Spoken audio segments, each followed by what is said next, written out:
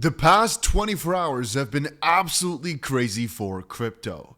I mean, the entire market crashed all of a sudden, with a lot of people wondering, what exactly is going on there? Why are we crashing? Is it the stock market? Is it something to do with the Federal Reserve? Is it something to do with the quantitative tightening phase that's ending? Has it got something to do with maybe, Tether or maybe MicroStrategy? As we've got to cover the events that potentially caused this major crash, but more importantly, talk about what everybody is talking about in crypto right now.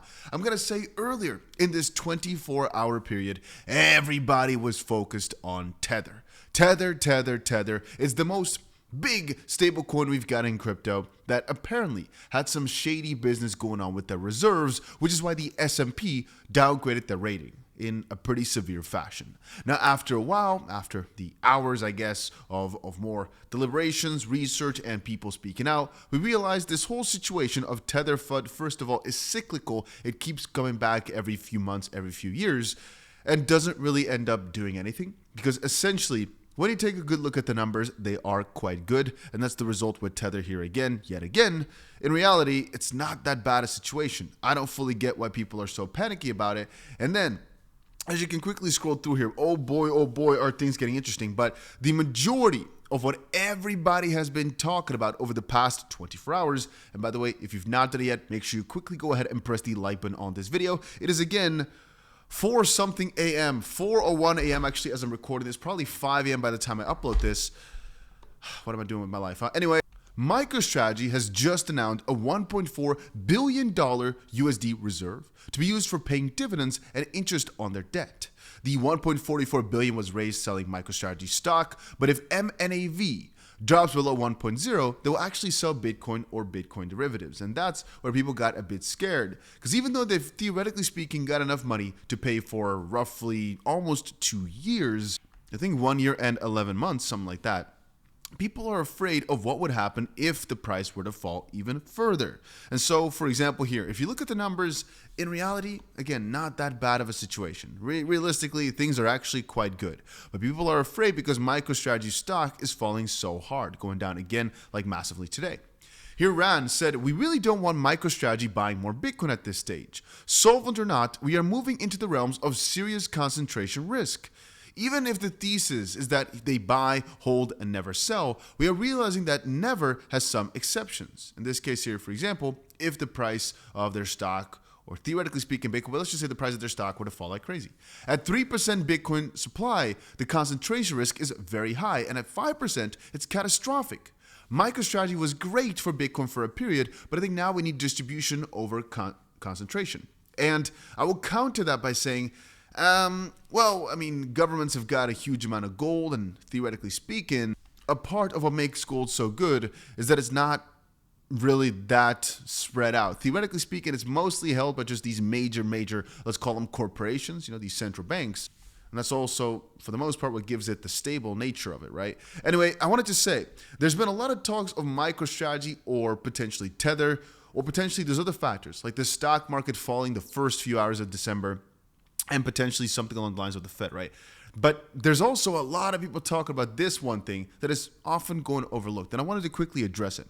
So it's actually the situation right here. This person says, no FUD, no Trump tweet, no new tariffs, no stock market crash. I mean, we did go down, but no massive crash. No tariffs or bad earnings.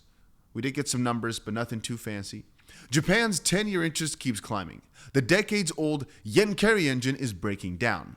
Liquidity that powered risk assets is now at risk of unwinding. Trump just declared Venezuela's airspace closed just before, right? That was a pretty scary situation. Venezuela's generals are talking defense scenarios, and tensions are sliding towards real conflict. MicroStrategy is openly weighing Bitcoin sales if MNAV slips, or MNAV, and Tether USDC just got downgraded to weak by the S&P 500, or by the S&P, which is bad. And again, maybe to some it makes no sense, but to others, this could make a lot of sense. Here again, Bitcoin selling off because macro and positioning lined up badly at the same time.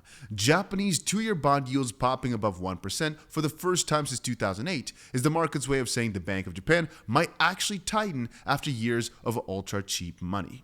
When that backdrop shifts, global risk gets repriced, volatility picks up, and the fastest thing big money can hit is liquid high beta stuff like BTC. Now, just because I covered a few negative events just now, here's a couple of things that are up and coming, by the way. We're going to get ourselves quite a lot of numbers this month. It's going to be quite an eventful month when it comes to that. As a matter of fact, we've also got a nice little announcement coming up shortly. I'll cover that in just a second. But Japan's 10-year government bond yield surged to 1.84%, the highest level since April 2008. Has just been up and up and up and up for a long-ass time here. But I was going to cover this right here. December is historically a very strong month for stocks. Since 1928, the S&P has risen 73.2% of the time in December, the highest win rate of any month. In other words, only 26 out of the last 100 years has it seen negative returns. And over this period, the index has returned an average of 1.28%. Since 1945, the S&P has gained 1.5% in December on average. Record highs may be on the horizon. So here we can see a little bit more about that whole Japan situation. And here we can see, again, this whole new phase starting just now, the quantitative tightening phase being over. Now, when it comes to this major thing happening in the near future, as I was trying to allude to earlier, or kind of hint at earlier, it's actually with regards to this. Apparently, we've got a lot of new crypto announcements coming out. And earlier, Vanguard says they'll not offer a Bitcoin spot ETF because it does not belong in there. Right now, they changed their mind to saying $11 trillion Vanguard to allow clients to buy crypto ETFs starting tomorrow. It's kind of interesting how things have changed over time, right? And of course, I think what is also interesting is Trump's new pick potentially for the Fed. Matter of fact, talking about the Fed Reserve Vice Chair 𝗕𝗓𝗪𝗏 says bank regulators are working on crypto stablecoin rules. That's a positive thing because it means they want this stuff to stay around. And here, by the way, is that announcement of 𝗕𝗏𝗪𝗏. This is a complete side note before I get into the major thing. There's a lot of people I speak to in my life that are non-crypto. And one of the funniest things somebody told me today is, there was this guy in the news just now talking about $1 million for Bitcoin. What do you think? Do you think it can happen? That was kind of scary to me that somebody actually saw that and doesn't know anything about cryptocurrencies. And now the realest thing, which again I think is going to be most crucial out of all, it's this right here. SEC Chair Paul Atkins to deliver major speech tomorrow. Out of everything, I think this has the highest probability of being a major event for cryptocurrencies.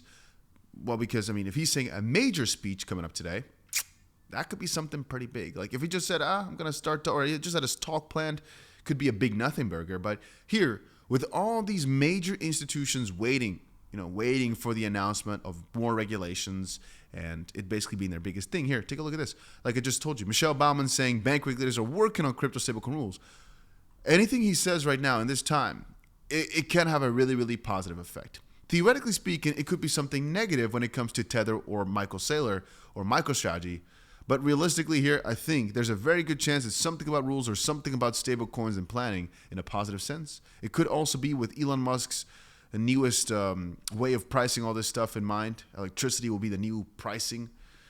It's going to be interesting, but all I'll say is tomorrow could be pretty big. This month overall is going to be a very, very important month. A lot of data coming out, a lot of important data coming out. Can we go to the calendar here? You shall see real quick. If we go to impact, we go to large. Yeah, we got a lot of data coming out, with December 10th, of course, being the most major event out of all. Potentially December 5th having a couple of interesting numbers. Today, ISM, a lot of people were excited for. Not my personal favorite, but regardless, a lot of stuff coming up this week. Make sure you don't sleep anymore because you do not want to miss this. And that's about it for this video. Make sure you press that like button. And if you're looking for a platform to trade, I personally trade on Bluff, and you can find a link for that down below. And that's about it.